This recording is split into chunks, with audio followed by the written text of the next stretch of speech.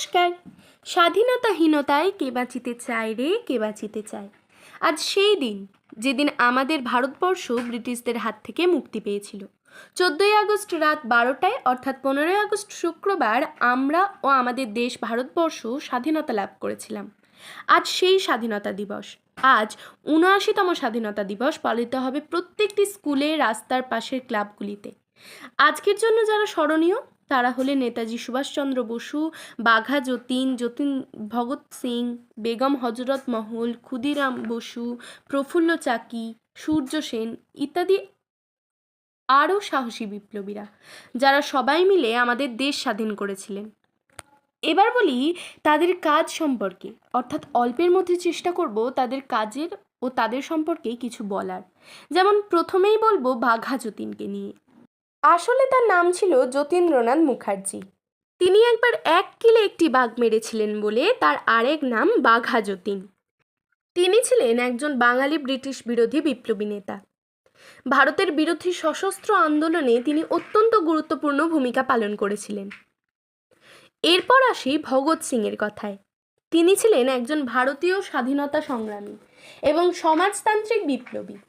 তিনি ব্রিটিশ ঔপনিবেশিক শাসনের বিরুদ্ধে সংগ্রামের জন্য পরিচিত। তার সাহস, আত্মত্যাগ এবং বিপ্লবী আদর্শের জন্য তিনি স্মরণীয়।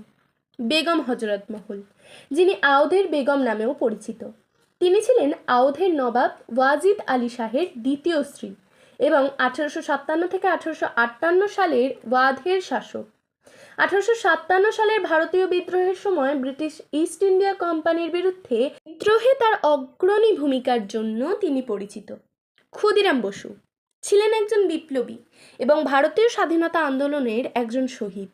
তিনি প্রফুল্ল চাকির সাথে ব্রিটিশ বিচারক ডাগলাস কিংসফোর্ডকে হত্যার চেষ্টা করেছিলেন, কিন্তু ভুল করে একটি ভুল গাড়িতে বোমা ফেলে দেন, যার ফলে মিসেস কেনেডি ও তার মেয়ে সহ 2জন ব্রিটিশ মহিলা নিহত হন। তার ফলে ক্ষুদিরাম বসুর বিচার হয় এবং মাত্র 18 বছর বয়সে তাকে ফাঁসি দেওয়া হয়। প্রফুল্ল চাকি ছিলেন ব্রিটিশ বিরোধী স্বাধীনতা আন্দোলনের একজন বিশিষ্ট বিপ্লবী ও মুক্তিযোদ্ধা। তিনি 1908 সালের 2রা মে ব্রিটিশ পুলিশের হাতে নিহত হন। তিনি কিংসফোর্ড হত্যার প্রচেষ্টায় ক্ষুদিরাম বসুর সাথে অংশ নিয়েছিলেন।